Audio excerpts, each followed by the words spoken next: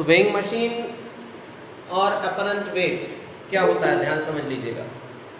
Concept of weighing machine and apparent wait, तो लिख सकते हैं weighing machine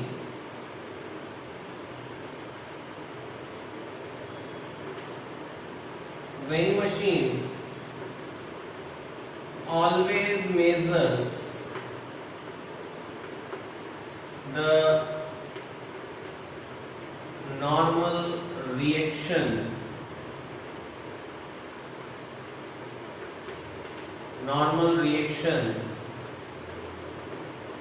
in kilogram force और किलोग्राम वेट, ठीक है ना। इसमें मेजर करती है किलोग्राम फोर्स या किलोग्राम वेट में मेजर करती है। आप किसी भी वेइंग मशीन के ऊपर जाके खड़े होगे तो जैसे ही बेटा अपन ने उस पर जाके खड़े हुए तो जैसे ही हमने उस पर फोर्स लगाया, वेइंग मशीन ने हम पर फोर्स लगाया, तो ये एक नॉर्मल रिएक्शन में एक वेरिएशन आया। मतलब कहने का ये है, whenever any person stands on the weighing machine, then it provides a definite normal reaction to the person's feet. So when he applies force, okay, so when he applies force, this is weight machine. So when he applies force on the weighing machine, then weighing machine applies force on this person, and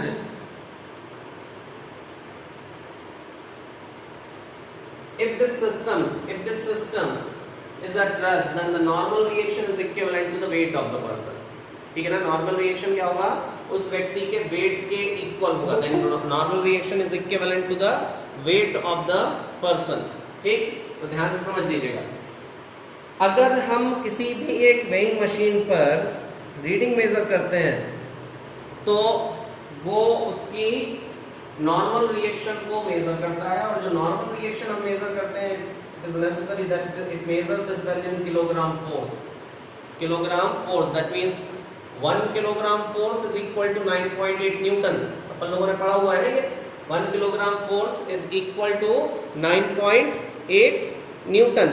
तो ये 9.8 Newton के equal आ जाएगा 1 kilogram force का concept. ठीक, तो अगर इसी में अगर हम देखें, चलिए ठीक है, यहां पर 1 kilogram force is equal to 9.8 newton और it is equal to ji newton. इसके इक्वल है, जी न्यूटन के इक्वल है। ठीक है ना। एन जो है यहाँ पर क्या है, ये न्यूटन वाला है। ठीक है ना, ये नॉर्मल रिएक्शन आप समझो। तो 9.8 न्यूटन और is equal to ji newton. ठीक है। और अगर अपन को इस किसी कंडीशन में अगर हमें रीडिंग निकालनी है, देयरफॉर रीडिंग और अपरेंट वेट अगर हम कैलकुलेट करें, then it is given by n by g। कैसा निकालते हैं बेटा, n बाय g से। और n बाय g अगर सीधी सी बात है, अगर आपने n अपॉन g कर दिया, then it will be in kilogram. तो ये किलोग्राम में अगर आपको रीडिंग अगर उसकी चाहिए तो वो इस तरह से निकलेगी। ठीक है ना। अपरेंट वेट या फिर आपको उसकी पर्टिकुलर रीडिंग अगर आपको कैलकुलेट करनी है तो कैसे कैलकुलेट करोगे बेटा, n डिवाइडेड बाय g। ध्यान रखिएगा। तो n डिवाइडेड बाय g से हम इसकी रीडिंग कैलकुलेट कर सकते हैं। ध्यान रखिए, अपरेंट वेट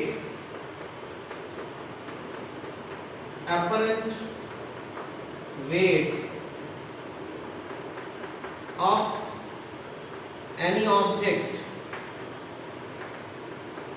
changes if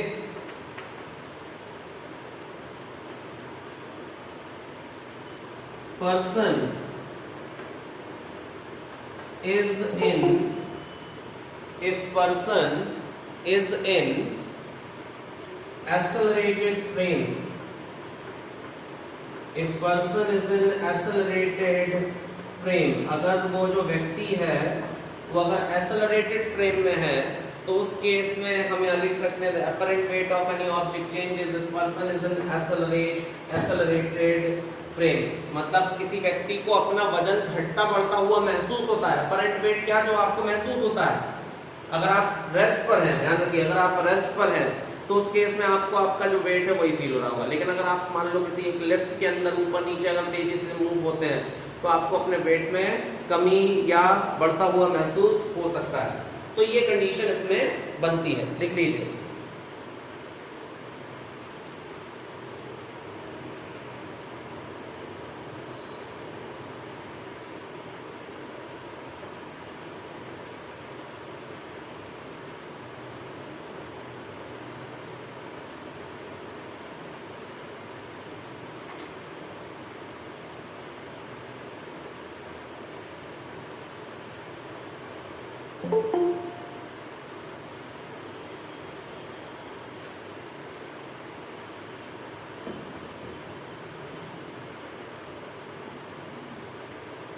हो गया?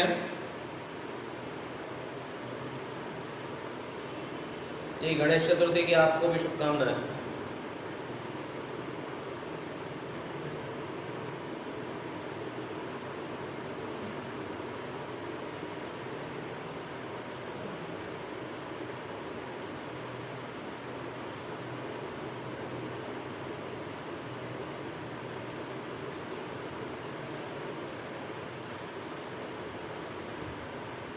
चलो देखते हैं next.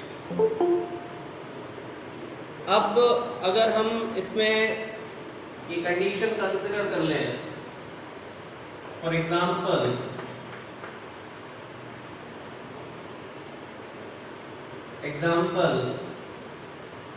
If person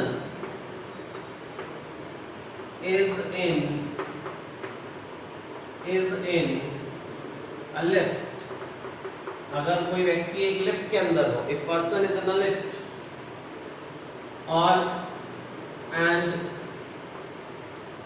lift is at rest, यहाँ देखिए हम क्या करते हैं, व्यक्ति को हम मान लेते हैं कि वो किसी एक लिफ्ट के अंदर है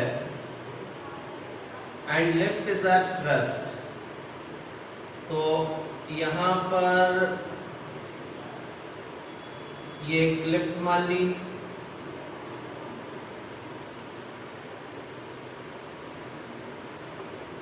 ठीक है, यहां से इसका वेट लग रहा होगा नीचे की तरफ mg, यहाँ नॉर्मल रिएक्शन लग रहा होगा ऊपर, तो हम क्या बोल सकते हैं, since this lift complete lift is at rest, तो हम बोलेंगे यहाँ पर कि नॉर्मल रिएक्शन की वैल्यू जो होगी वो mg के बराबर होगी। इस केस में यही होगा, नॉर्मल रिएक्शन की वैल्यू किसके बराबर हो जाएगी, mg के बराबर हो जाएगी, क्योंकि इस सिस्टम पर नेट फोर्स, इस समय सिस्टम पर नेट फोर्स की वैल्यू कितनी है, 0, n ऊपर लग रहा है, mg माइनस में लिख लो अपोजिट डायरेक्शन की वजह से, that means n minus mg is equal to 0। System पर नेट फोर्स जो है वो कितना है, 0 है, that means n minus mg is equal to 0। तो हमें क्या लिखना चाहिए कि n की वैल्यू किसके बराबर लिख देंगे, mg के, that means apparent weight is equal to real weight, ठीक है, जो अपरेंट वेट होगा वो किसके बराबर हो जाएगा भैया, रियल वेट के।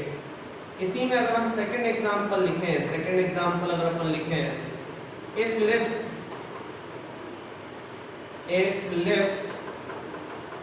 इज मूविंग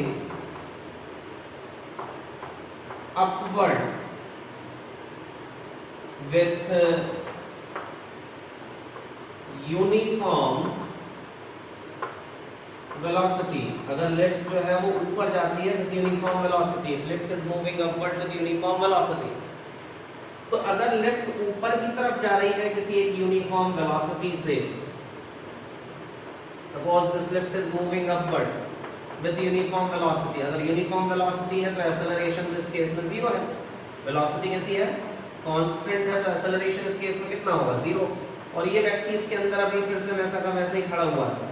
तो अब अगर हम इसमें आपसे पूछें कि क्या कंडीशन बन रही होगी, ये नॉर्मल रिएक्शन लग रहा होगा, ये क्या लग रहा होगा, mg, तो क्या लिखना चाहिए, इस केस में भी सिस्टम पर जो नेट फोर्स है उसकी वैल्यू कितनी हो जाएगी, 0, और n माइनस mg की वैल्यू ma के बराबर होना चाहिए थी, लेकिन वो 0 के बराबर है, तो अभी भी यहाँ पर हमें क्या बोलना चाहिए कि n की वैल्यू किसके बराबर है, mg के।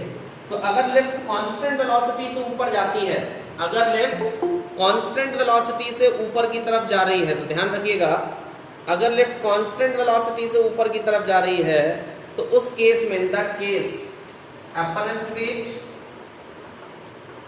Is equal to real weight. इस केस में भी कैसा रहेगा, अपरेंट वेट और रियल वेट कैसे होंगे, सेम रहेंगे, सिमिलर रहेंगे।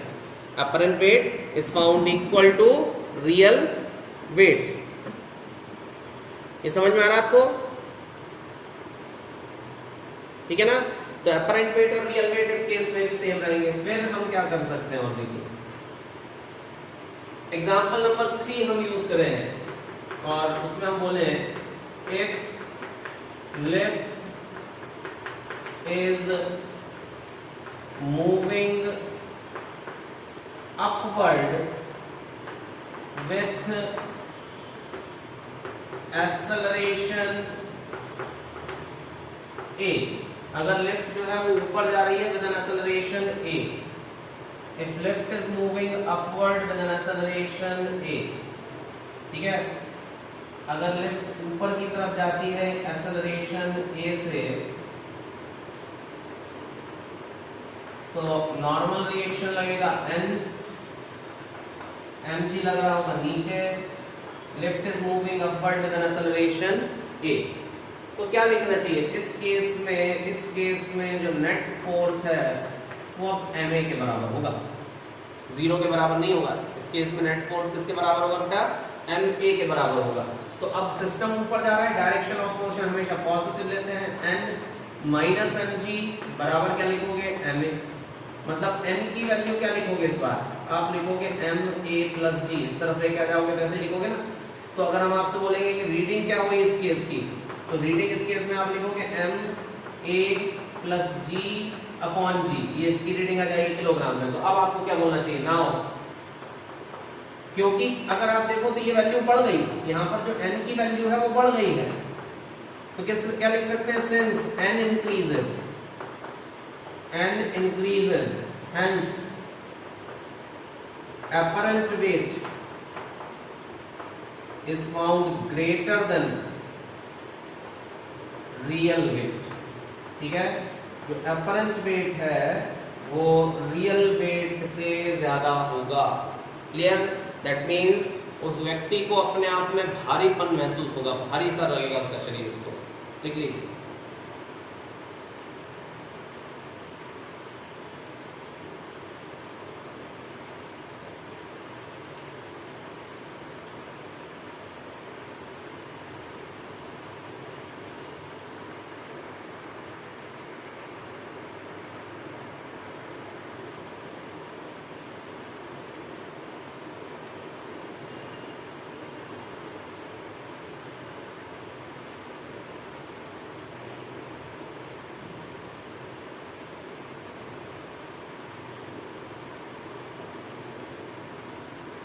हमने आपको बताया था रीडिंग जब भी अपन निकालते हैं अपरेंट वेट को, अगर हम लिखते हैं तो उसकी रीडिंग को g से डिवाइड करते हैं, n डिवाइडेड बाय g। अभी थोड़ी देर पहले लिखा था, इसको देखो। तो रीडिंग को डिवाइड करना है, क्योंकि हमें अगर आप न्यूटन में निकालना चाहते हो तो न्यूटन में निकाल लो इससे, लेकिन अगर आप किलोग्राम में निकालना चाहते हो तो फिर इससे निकलेगा।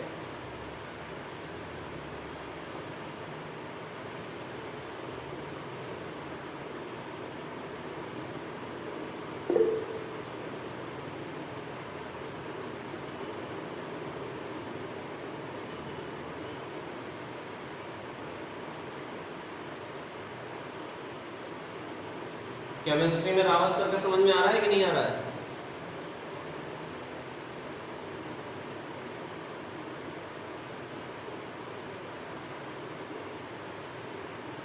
सभी लोग अटेंड कर रहे हैं क्लास?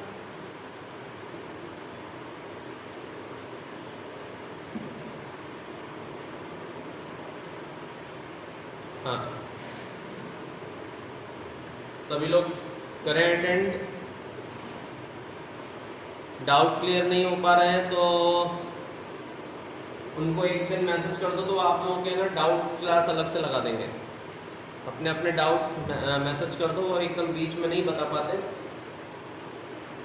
हम बोल देंगे उनसे, वो आपकी क्लास लगा देंगे अलग से, डाउट क्लास। ठीक है ना? तो कुछ आपस में भी कर लिया करो, ग्रुप डिस्कशन में आप लोग ऐसे चैट बॉक्स में डाल दो, कोई क्वेश्चन किसी को समझ में आता होगा तो वो आपको समझा देगा। तब तक नॉन यूनिफॉर्म एक्सेलरेटेड मोशन में भी यही होगा। अब एक्सेलरेशन यूनिफॉर्म हो चाहे नॉन यूनिफॉर्म हो, ऑब्जेक्ट ऊपर जा ही रहा है, लेकिन उस कंडीशन में हर एक इंस्टेंट पर जितना एक्सेलरेशन उस समय होगा उस समय की नॉर्मल रिएक्शन अलग अलग होगी। तो एपरेंट वेट के लिए अगर नॉन यूनिफॉर्म एक्सेलरेटेड मोशन है तो क्योंकि वो फिक्स नहीं है तो हम रीडिंग में फिक्स नहीं बता सकते, उसकी हर इंस्टेंट पर निकलेगी।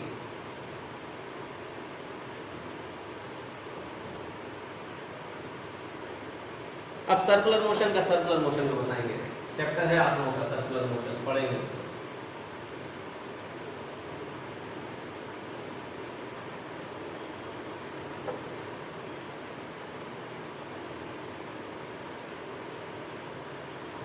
ठीक है, एग्जाम्पल नंबर 4 देखते हैं। यह है if lift is moving downward, lift is moving downward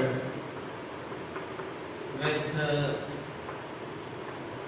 acceleration a। अगर यही लिफ्ट अब अगर नीचे जाने लगती तो फिर क्या करते हैं? If lift is moving downward with acceleration a, अब अगर a एक्सेलरेशन से यही लिफ्ट नीचे जा रही हो तो फिर क्या करोगे? So if lift is moving downward with acceleration a, ये a acceleration से अगर नीचे जाती है तो इस केस में भी क्योंकि सिस्टम पे एक्सेलरेशन तो है ना, सिस्टम पर एक्सेलरेशन तो है। केमिस्ट्री भैया दोनों लोग पढ़ाएंगे आपको, केमिस्ट्री रावत सर भी पढ़ाएंगे, कटारा सर भी पढ़ाएंगे। और अभी बीच में एक शेड्यूल फिर से बन जाए क्योंकि भोपाल वाली क्लासें भी मिक्स हो रही हैं इसमें, तो अभी हमने जो शेड्यूल बनाया था वो फॉलो नहीं हो पा रहा, ठीक है। तो फिर भी आज हम आपकी क्लास इसलिए ले रहे हैं क्योंकि 3 बजे से बायो क्लास लगी हुई है और वहाँ पर जो स्टूडियो बनाए गए हैं वो स्टूडियो बीच में अभी कई क्लासें और भी रहती हैं ड्रॉपर्स वगैरह की, तो उसकी वजह से दिक्कत हो रही है। तो एक दो स्टूडियो और बन जाए फिर आपकी क्लासें प्रॉपर वे में फिर से मैनेज हो जाएंगी, ठीक है। तो कल कटारा सर की क्लास लगवाएंगे हम, है ना, तो दोनों चलेंगी पहले।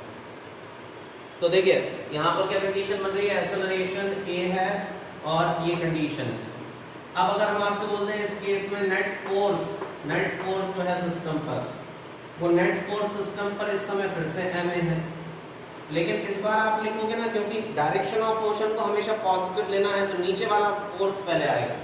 तो क्या लिखोगे बेटा, mg और फिर लिखोगे -n, और mg minus n is equal to ma लिखेंगे अपन। mg minus n is equal to कितना लिखेंगे, ma।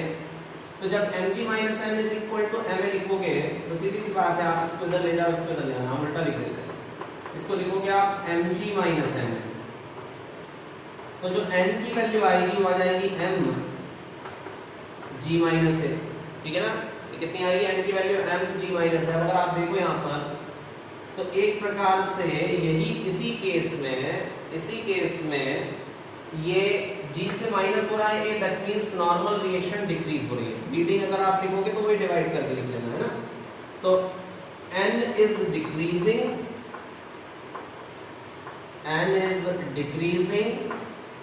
तो आपको क्या लिखना चाहिए, therefore apparent weight is found less than real weight। apparent weight is found less than real weight। जो apparent weight होगा वो real weight से भी कम होगा। apparent weight is found less than real weight, clear। तो जो apparent weight होगा वो real weight से कम हो जाएगा। चलिए देखते हैं हम।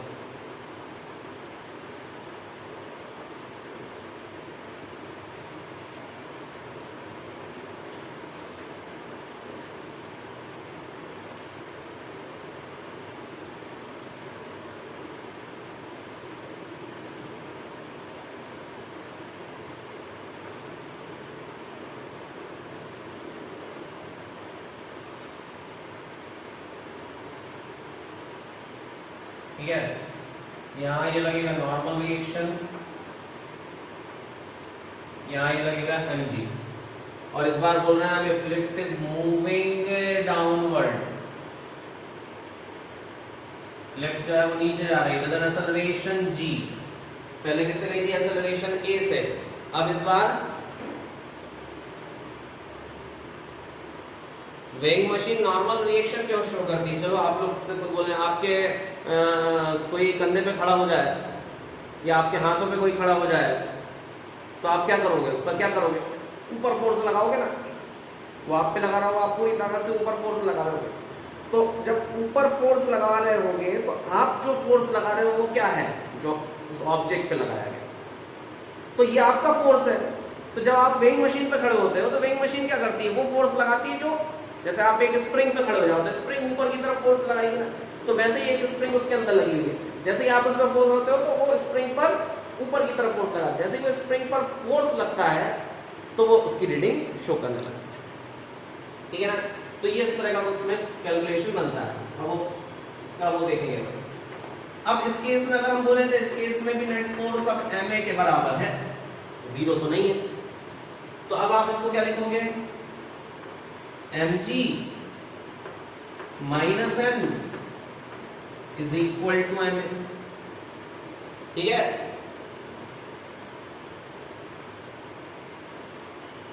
हमारा कैमरा तो चालू है, दिखाई दे रहा है आप लोगों को? आपकी तरफ का बंद तो नहीं हो गया सार्थक? देखो सबको दिखाई दे रहा है, आपकी तरफ से बंद होगा। तो ये कितना हो जाएगा? mg minus n is equal to ma। अब क्या लिखोगे आप? फिर से लिखोगे m बराबर mg माइनस ma, ठीक है। लास्ट केस है, lift is moving downward, lift is moving downward with acceleration g। तो ये नीचे की तरफ जा रहा है विद एन एक्सेलरेशन g, ठीक है। तो क्या कंडीशन बन रही है? देखो n, अब आप क्या लिख दोगे? mg, और a की जगह फिर से क्या लिखोगे? g। तो n की वैल्यू कितनी आ जाएगी? 0। मतलब नॉर्मल रिएक्शन की वैल्यू कितनी आ गई है? 0 आ गई। हाँ, तो n की वैल्यू कितनी हो गई है? 0। नॉर्मल रिएक्शन कितनी हो गई है? 0। अब जब नॉर्मल रिएक्शन 0 हो गई मतलब ऑब्जेक्ट को वेट ही फील नहीं हो रहा, तो इसको हम क्या बोलते हैं? This is the case of weightlessness. This is the case of weightlessness. अच्छा, इसी को आप लोग जनरली, इसी को बच्चे एंजॉय करते हैं, वेटलेसनेस। आप लोगों ने देखा होगा कई झूले ऐसे बनाए जाते हैं जैसे वो धीरे धीरे धीरे धीरे करके आपको ऊपर तक ले और ऊपर से ले जाके एकदम से छोड़ दिया और फिर आके तुमने वापस पकड़ा, तो उतनी देर के लिए आपको क्या लगा? अपने आप में वेटलेसनेस फील हुई, अपने अंदर से अपने आप में वेट खत्म हो गया, आपको ऐसा लगा। तो जैसे ही वेट खत्म हो गया तो आप लोगों ने वेटलेसनेस फील की, तो इस केस में वेटलेसनेस हो जाएगी व्यक्ति को, ठीक है। This is the case of weightlessness and free fall, ठीक है। क्या बोलते हैं इसको अपन? Free fall. लिख लीजिए।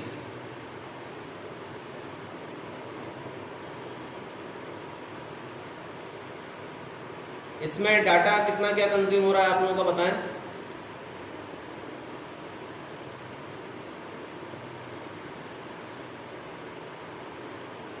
नहीं, अभी हमने इसका रेजोल्यूशन बढ़ा के रखा हुआ है 720 पे। आप लोगों को बहुत अच्छा क्लियर दिखाई दे रहा होगा। अगर आप बोलो तो इसका रेजोल्यूशन देखो, हम आपको कम करके बता देते हैं।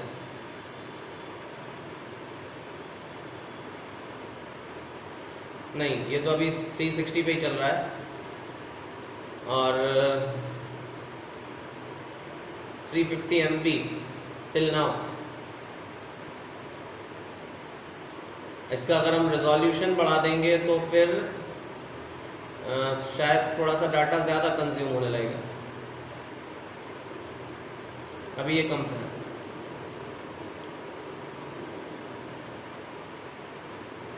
ठीक है, अगर सही है तो कोई दिक्कत नहीं।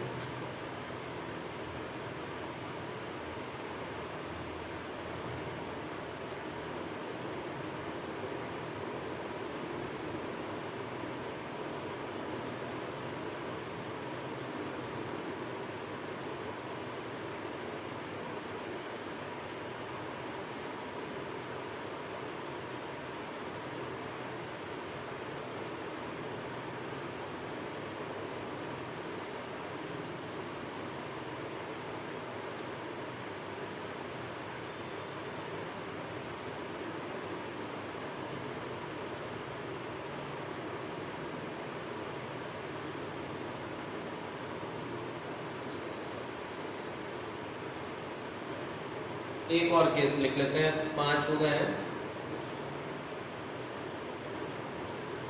हाँ, अगर ये जी से ऊपर जाएगा तो वेट डबल हो जाएगा। अगर इसमें ये लिखा जाए lift is moving downward with acceleration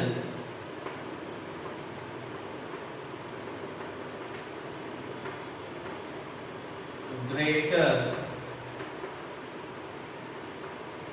then G, मतलब अगर ये लिफ्ट ऊपर की तरफ जा रही है with an acceleration greater than G, अगर जी से भी ये ज्यादा तेजी से जा रही है तो जो नेट फोर्स होगा उसे हम एम ए लिखेंगे और फिर यहाँ कितना लिखा जाएगा, M G minus N is equal to M A. तो एन की वैल्यू जो होगी वो हो जाएगी फिर से M G minus M A. लेकिन हमें पता है कि since M A is greater than M G, M A की वैल्यू जो है वो ज्यादा है किससे, एम जी से, ठीक है ना। M A is greater than M G, तो अगर एम ए की वैल्यू ज्यादा है एम जी से तो जो एन की वैल्यू आएगी वो नेगेटिव आएगी। एन की वैल्यू जो आएगी वो कैसी आएगी, नेगेटिव आएगी। तो अगर n की वैल्यू नेगेटिव होगी, ध्यान दीजिए, अगर n की वैल्यू नेगेटिव होगी तो उस केस में क्या मतलब हो गया, n की वैल्यू नेगेटिव मतलब माइनस में चली गई। कहने का मतलब यह है कि n की वैल्यू माइनस में चली गई, मतलब थोड़ी देर बाद ये व्यक्ति उड़कर लिफ्ट की सीलिंग से जाके चिपक जाएगा, ठीक है ना। In this case person will stick to the ceiling.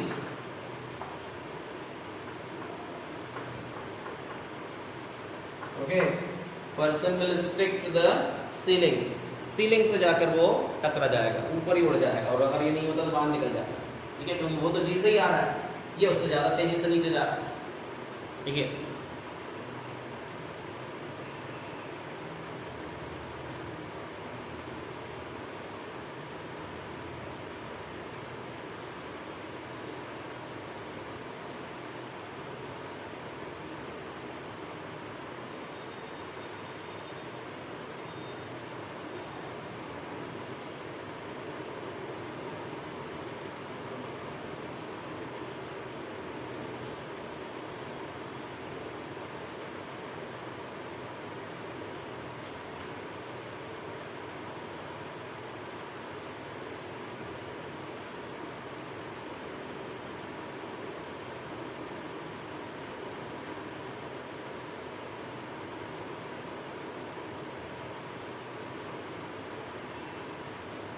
लिख लिया सभी ने?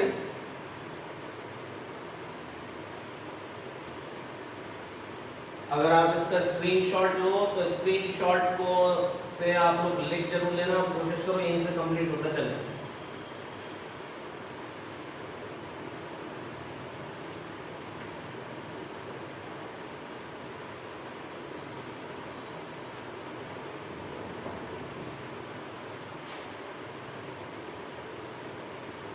ठीक है, अब एक क्वेश्चन करते हैं अपन लोग। A person is inside the lift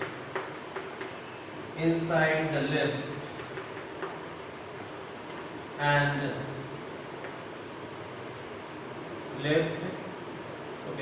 its mass जो दिया हुआ है is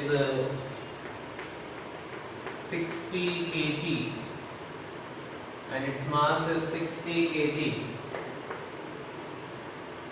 If अगर ये इसका मास 60 kg है,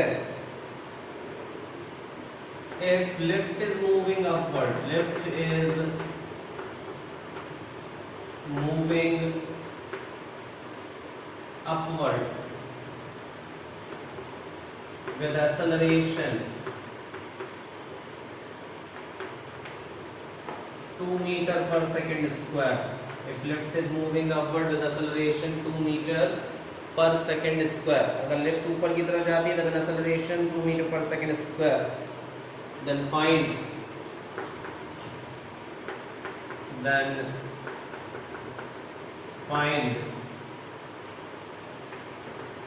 the reading of weighing machine जो कि लिफ्ट के अंदर है। रीडिंग बताना है वेइंग मशीन की जो कि लिफ्ट के अंदर है। और अभी हमने आपको बताया कि जो रीडिंग होगी it is n divided by g। g की वैल्यू आप 10 मान लो, है ना, या जो भी मानना है। तो किलोग्राम के लिए 72 kg के आसपास इसकी वैल्यू बनना चाहिए, क्योंकि यहाँ पर जो f है वो ma के बराबर है। क्योंकि यहाँ पर जो लग रहा है वो कितना लग रहा है, n, यहाँ लगेगा वो mg, ऊपर की तरफ एक्सेलरेशन होगा तो कितना लिखेंगे, n minus mg is equal to ma, और m की वैल्यू जो होगी वो ma प्लस mg होगी। ठीक है, ma प्लस mg हो जाएगी। मतलब हम यहाँ पर अगर लिखेंगे तो सीधी सी बात है, वो तो a प्लस g है, और a प्लस g कितना हो जाएगा यहाँ पर। और हमने आपको पहले भी बताया था बेटा, जब अपोजिट डायरेक्शन में एक्सेलरेशन होते हैं तो नॉर्मली अपन उनको जोड़ देते हैं, क्योंकि यहाँ पर ग्रेविटी नीचे लग रही है, एक्सेलरेशन ऊपर। तो ये 12 हो गया। मास कितना है, 60 × 12, ठीक है, यह आ जाएगा 720। ये n की वैल्यू आ गई। लेकिन अपन जब रीडिंग निकालते हैं तो जो रीडिंग होती है उसको निकालने का तरीका होता है कैसे, रीडिंग जो निकाली जाती है होती है n/g। To calculate this value in kg, this is in newton. ठीक है, तो जो रीडिंग हो जाएगी वो आ जाएगी 72 kg। अगर आप g की वैल्यू 10 रख के सॉल्व कर रहे हो तो, ठीक है, लिख लीजिए। तो आप लोगों ने ऐसा देखा होगा कि झूले में अगर कोई व्यक्ति होता है ना, तो झूले में जैसे ही वो ऊपर जाता है तब उसको डर नहीं लगता, जब नीचे आता है तो उसको डर लगता है। ऐसा खास तौर से जो वर्टिकल घूमते हैं, तो जब वो ऊपर जा रहा होता है तो उसको पता है उसका वजन बढ़ गया, भारीपन महसूस होता है, तो अपने आप को मैनेज कर लेता है, ये अपर एंड वेट है उसका। और जब वो नीचे आ रहा होता है तो उस कंडीशन में क्या हो जाता है कि उसका एकदम से वजन कम होता है, और अगर उसको वो बेल्ट वगैरह से नहीं बना तो भी वो उसको पकड़ को लेता ही है कि अरे मैं उड़ ना जाऊँ उसमें। ठीक है ना, ऐसी कंडीशन बनती है कि उसको ऐसा महसूस होता है कि ऐसा ना हो कि मैं उड़ जाऊँ उससे। तो उस केस में हमें ये बोलना चाहिए कि जब वो नीचे आ रहा है तो उसका वेट कम हो गया, ऊपर जा रहा था तो वेट बढ़ गया। अब क्या हो रहा है, दिमाग को कुछ कंफ्यूजन हो रहा है, बार बार वेट बढ़ रहा है घट रहा है, वेट बढ़ रहा है घट रहा है। कई लोगों को मोशन सिकनेस होती है। मोशन सिकनेस मतलब मोशन जो आप कई बार गाड़ी में बैठे या झूले में बैठे तो वॉमिटिंग सेंसेशन आने लगते हैं। तो उसका मेन कॉज ये होता है, दिमाग जो है, दिमाग का जो इक्विलिब्रियम है वो आंखों से, कान से और स्किन से। आंखों से देखते हैं कि हाँ सब चीज़ें इक्विलिब्रियम में, कान से सुनते हैं तो भी वो कान के अंदर जो फ्लूइड होता है वो भी इक्विलिब्रियम में सेंस कराता है, और स्किन से टच करने पर भी महसूस होता है। लेकिन जब आपको बार बार झूले में घुमा रहे हैं तो उस केस में आपके दिमाग को कंफ्यूजन होता है, और वो वॉमिटिंग, कंफ्यूज होने की वजह से वो वॉमिटिंग सेंटर या चक्कर आ जाते हैं दिमाग, है ना, कि समझ में नहीं आ रहा, हैंग हो गया। ठीक है, तो ये कंडीशन इसके लिए बनेगी, लिख लीजिए।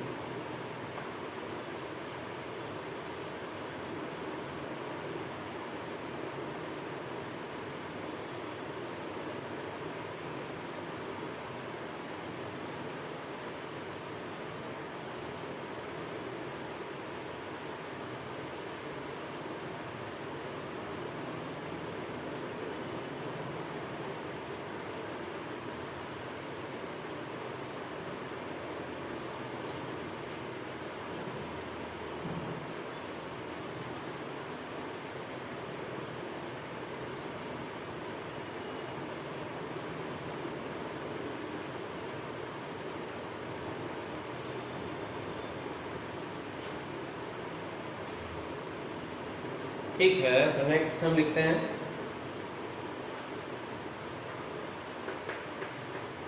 इन, या लिखेंगे a person of mass 80 kg holding a cabin, holding a cabin of mass 40 kg, in which he is standing. ये कुछ वैसे केस है जैसे बाल्टी में खुद को खड़े होकर के खींचना, लेकिन बाल्टी से खड़े होकर अपन उसको खुद को नहीं उठा सकते, लेकिन इस केस में उठा पा रहे हैं और वो अभी समझ में आ भी जाएगा, ठीक है ना। In which he is standing on weighing machine, इसके अंदर ये खड़ा हुआ है weighing machine पर, in which he is standing on a weighing machine. Find the reading. Find the reading. ठीक है, अपन को उस weighing machine की रीडिंग कैलकुलेट करना है जिसमें ये व्यक्ति खड़ा हुआ है। चलो देखते हैं कैसा है, फिगर क्या है, समझ लेते हैं। यहाँ पर एक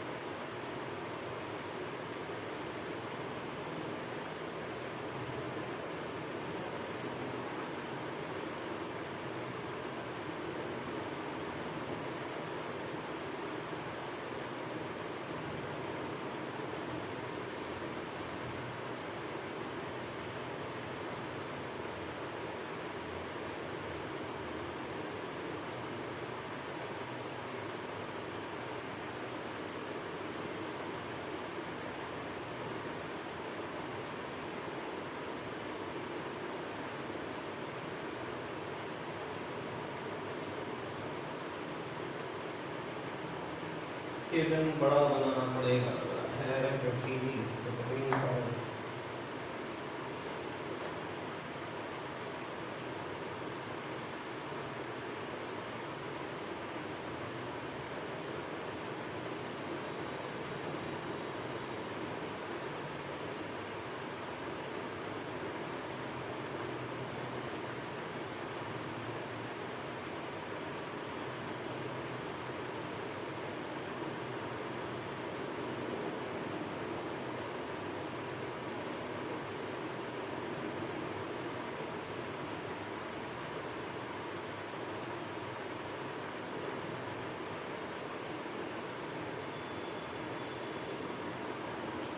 ठीक है।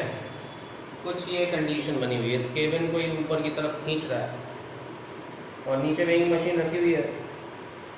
इस व्यक्ति का जो वेट है ये 80 kg है और इस कंप्लीट केबिन का जो वेट है वो 40 kg है। अपन को इस वेइंग मशीन की रीडिंग बताना है जब ये इसको पुल करता है, ठीक है ना। होल्ड करके रखें, ये सिस्टम हम बोलेंगे कि रेस्ट पर है। ये सिस्टम कैसा है, रेस्ट पर है। तो एक काम करो, आप इस क्वेश्चन को सॉल्व करना, अच्छा क्वेश्चन है, सॉल्व आपको ही करना चाहिए, हमें ना बताना पड़े। आप सबसे पहले इसके एफबीडी बना लोगे ना बेटा। सिस्टम रेस्ट पर है, मूव नहीं कर रहा है, सिर्फ होल्ड करके पकड़ के रखे हुए उसको कि ये भी नीचे ना जाए और वो फिक्स रहे अपनी जगह पे, ठीक है। तो आपको इस पे सबसे पहले आप बना लो एफबीडी। अगर आपने इसके एफबीडी बना लिया आपका आंसर आ जाएगा। निकाल के बताइए क्या आएगी रीडिंग।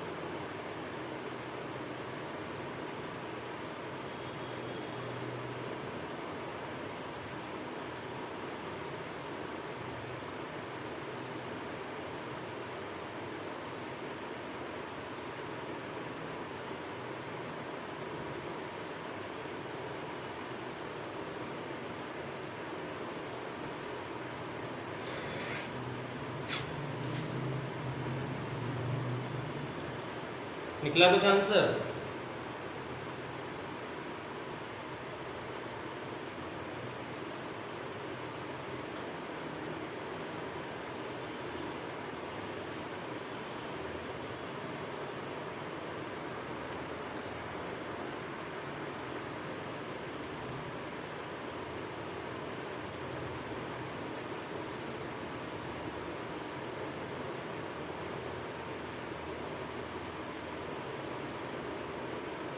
एफबीडी बन गया सभी का? एफबीडी बना लिया सभी लोगों ने? जब ये व्यक्ति इसको खींच रहा होगा तो टेंशन फोर्स यहाँ लगेगा, यहाँ से इसका यहाँ लगेगा, फिर एक टेंशन फोर्स यहाँ आना चाहिए, यहाँ आना चाहिए, ठीक है। और जब सरफेस ऑफ कांटेक्ट में होंगे तो उस कंडीशन में इनमें एक कांटेक्ट फोर्स नॉर्मल रिएक्शन ये लगना चाहिए, फिर साथ में इस व्यक्ति का वेट और वो अलग से केबिन का वेट। ये हम इसको देख लेते हैं, इनका एफपीडी बना लेते हैं। एफपीडी जिसने बना लिया वो जीत गया। फॉर मैन अगर अपन ने इसका एफपीडी बनाया, पॉइंट मास मान के हमने बोल दिया, इस पर एक फोर्स, इस व्यक्ति का फोर्स ऊपर की तरफ लगता है, वो होगा टी, सॉरी टेंशन फोर्स लगेगा ना, नीचे की तरफ जो लगेगा वो लगेगा 80G इसका वजन। और अगर आप देख सको तो इसका नॉर्मल रिएक्शन भी ऊपर ही लग रहा है, इस व्यक्ति पे एक नॉर्मल रिएक्शन ऊपर लग रहा है। फॉर केबिन, केबिन पर कौन कौन सा फोर्स लग रहा है? केबिन पर एक देखना है टेंशन फोर्स ऊपर की तरफ जा रहा है, साथ में इसका जो वेट होगा वो नीचे की तरफ जाएगा, वो होगा 40G। और इस व्यक्ति की नॉर्मल रिएक्शन नीचे की तरफ लगेगी इस केबिन पर। देखिए जरा एफबीडी समझ में आया क्या आप लोगों को? एफबीडी समझ में आया क्या? इस व्यक्ति का अकेले की बात करें तो उसका वजन तो नीचे लग नहीं है। अब आप जो मत बोलना सर उस व्यक्ति का वजन इस केबिन पे लगा होगा, केबिन में नहीं लगता, व्यक्ति का वजन अर्थ के सेंटर पे जाके लगता है, वो एक्शन रिएक्शन फोर्सेस है, ठीक है। नॉर्मल रिएक्शन ऊपर लग रहा है, वो नॉर्मल रिएक्शन लगेगा प्लस टेंशन फोर्स, इसी तरह से tension force normal reaction 40G। ये क्लियर है सभी को? बोलिए, किसी कुछ बोलना है? हाँ?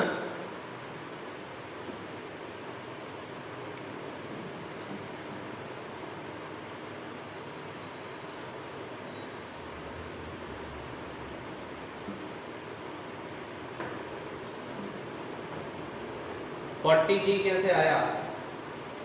40G भैया वजन है ना, 40G 40 किलो का वजन नहीं है केबिन का, वो भी तो नीचे लगेगा ना। हाँ वही तो हमें समझ में आ रहा है। 120 इतना पढ़ लिए बेवकूफ हो, फिर भी वही सबको मिक्स करके चलोगे। जब एफबीडी की बात हो रही है तो फ्री बॉडी डायग्राम जो है वो इंडिविजुअल होता है। जब अपन ने इस पर n लगा दिया है तो n की वैल्यू तो इसके साथ जुड़ गई ना, ये n तो इसी का है ना व्यक्ति का। अब n भी लगाओगे और उसका 120G भी लिखोगे तो ज्यादा नहीं हो जाएगा?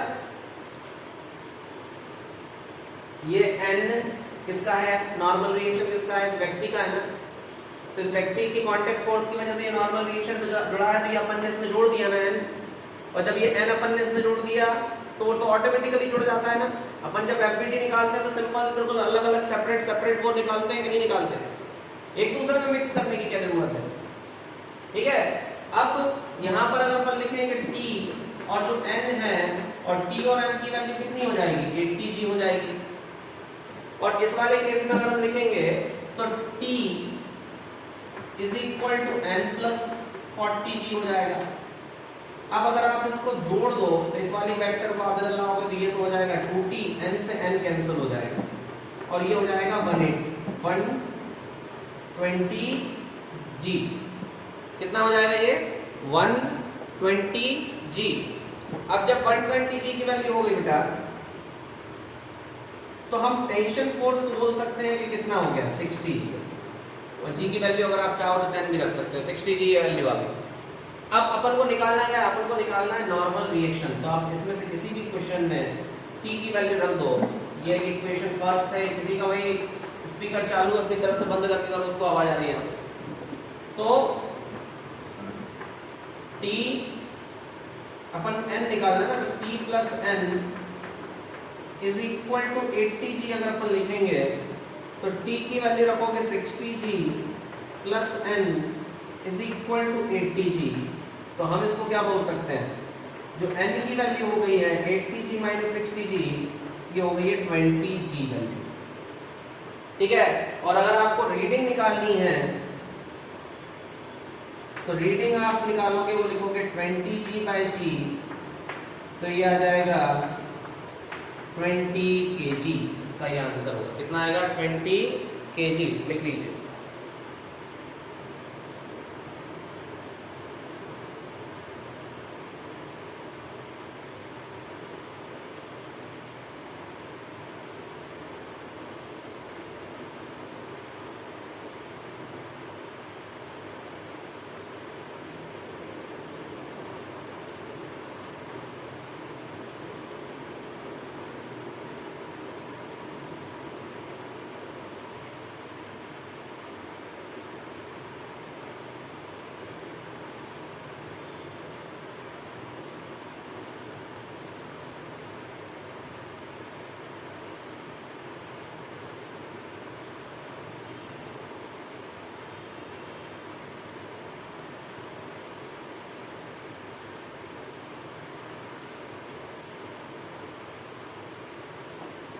हाँ, वेट रेस्ट पे होने के बाद भी अपर एंड वेट कम होता है। आप कैसी अजीब स्थिति को मिला, अपन किसी एक रॉड को पकड़ के अपन लटक गए उस पर, और पकड़ के ऊपर उसको खींच भी रहे हैं और नीचे ड्रिलिंग मशीन पे खड़े हो, आपका वजन सही आएगा क्या?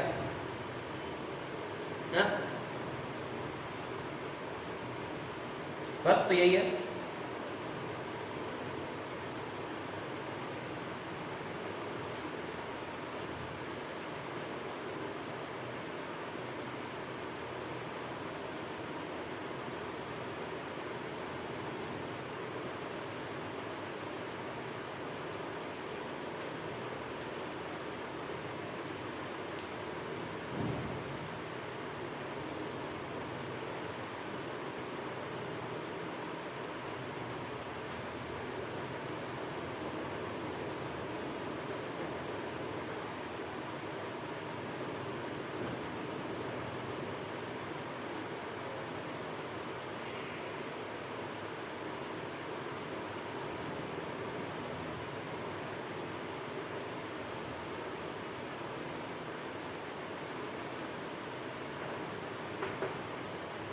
अपन ने बहुत सारे वेज कंस्ट्रेंट क्वेश्चन किए हैं, ये वाला भी करके बताइए।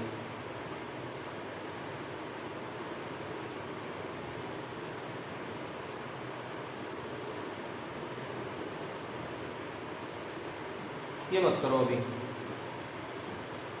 एकदम से दिक्कत ना हो जाए।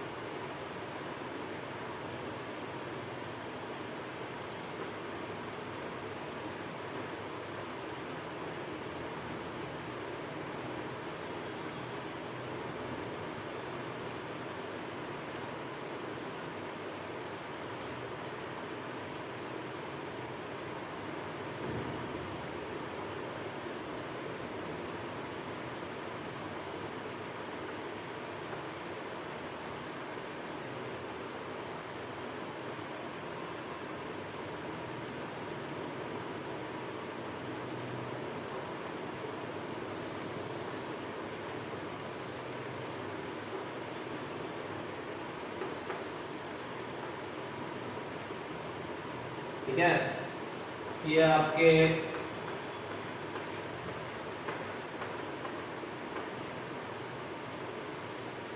पास एक सिस्टम दिया हुआ है, ठीक है ना, और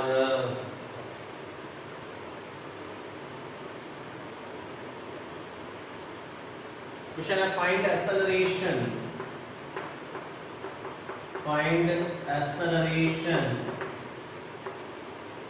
and tension in the springs। देखिए राइट साइड के ब्लॉक का वेट 4 kg है, ऊपर बीच में रखा है 2 kg, 2 kg साइड में।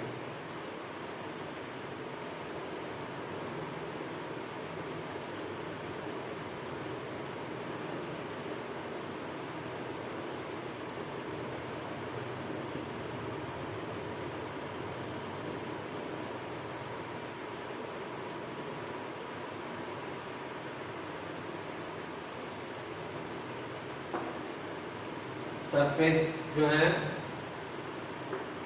फ्रिक्शनलेस है।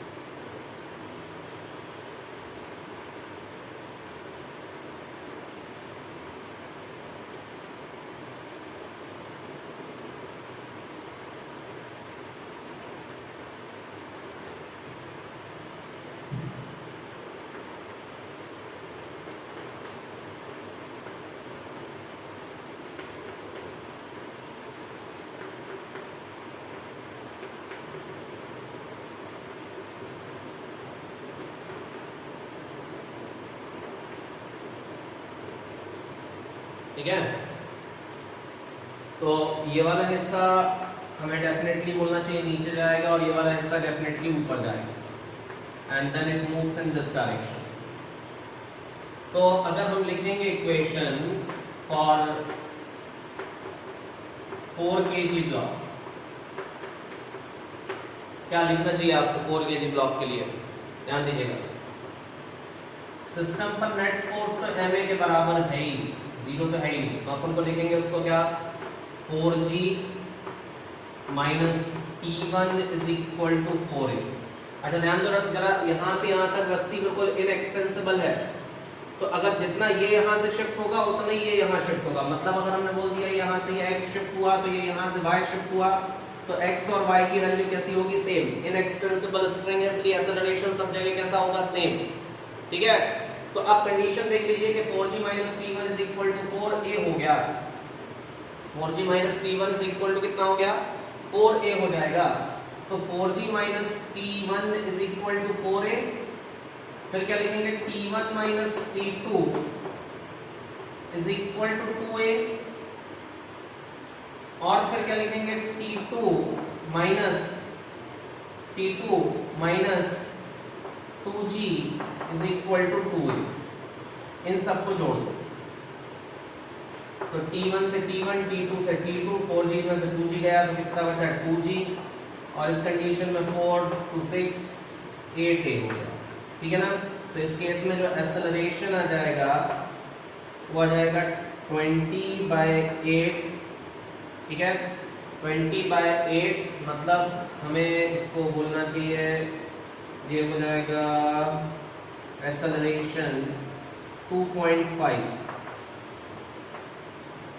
मीटर पर सेकंड स्क्वायर। अब 2.5 मीटर पर सेकंड स्क्वायर ये आपने निकाल लिया, वैसे डायरेक्ट भी निकाल सकते थे कि यहाँ पर वही कॉन्सेप्ट लगा लेते हैं, यहाँ पर भी कितना हो जाएगा, यहाँ पर एक्सेलरेशन की वैल्यू आप, चलो आप टेंशन फोर्स निकालना और सिखा देते हैं, टेंशन फोर्स इसमें भी डायरेक्ट बता देंगे। तो इस वाले में अगर आप निकालोगे तो क्या लिखोगे, since 4g minus T1 is equal to 4a, तो 4g minus T1 is equal to 4 है, तो 4 इंटू g की वैल्यू हो गई 40, माइनस P1 निकालना है अपन को, और 4 इंटू ए मतलब हो गया 2.5, ये हो जाएगा 10, मतलब है ना 10 हो गया, और 10 P1 की वैल्यू कितनी आ गई 30 न्यूटन, कितनी आ जाएगी 30 न्यूटन। चलो देखते हैं, समझना जरा। इस जगह पर ये सिस्टम नीचे जा रहा है, और नीचे जा रहा होगा विद एन एक्सेलरेशन जी से जा रहा होगा ना, जी तो नीचे लग ही रहा था, और एक्सेलरेशन इसमें कितना आ गया 2.5 का आ गया। अच्छा, सबसे पहले तो हम आपको डायरेक्ट ट्रिक बताते हैं कि डायरेक्ट आप कैसे निकाल सकते हो, बाकी भी आप लोगों निकाल लेना। ट्रिक ये है कि भैया एक्सेलरेशन होता है net force, summation of force. Trick क्या है, वो तो रूल ही है। तो summation of force, total force कितना लग रहा है, इधर लग रहा है 40, इधर लग रहा है 20, और डिवाइडेड बाय टोटल मास कितना है बेटा 8, तो आंसर आ गया 2.5। ठीक है। और अगर आपको टेंशन फोर्स निकालना है तो टेंशन फोर्स कैसे निकालते हैं, ये सिस्टम यही जा रहा है, 10 यहाँ लग रहा होगा, 2.5 से नीचे जा रहा है तो कितना हो गया 7.5। ठीक है। अब 7.5 इंटू 4 कर दो, 7.5 इंटू 4 करोगे तो ये आ जाएगा 30। हाँ 30 आ जाएगा। ठीक है। और इसको अगर आपको सॉल्व करना है तो यहाँ जो नीचे लग रहा है 10, ऊपर जा रहा है कितने से 2.5 से, तो ये हो गया 12.5, 12.5 इंटू 2 कर दो तो 25 आ जाएगा इसका। देखो आंसर निकाल के देखो, 25 आ रहा होगा इसका। और 30, और ये इधर पर वो नेट एक्सेलरेशन उससे भी निकल जाएगा। क्लियर हुआ सभी को? जैसे हमने T1 निकाल दिया, ऐसे ही आप T2 भी निकाल लेना इस वाली इक्वेशन से। सॉल्व करोगे तो T2 इस इक्वेशन से निकल आएगा। समझ लीजिए, और कहीं समझ में नहीं आया तो बताएं।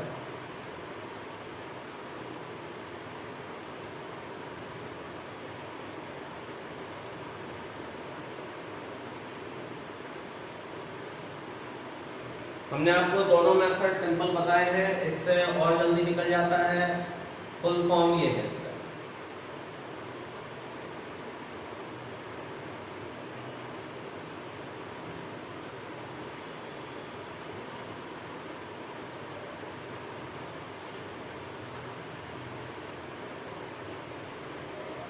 टोटल कितना कंजम्पशन आया भैया, डाटा का देख के बताओ।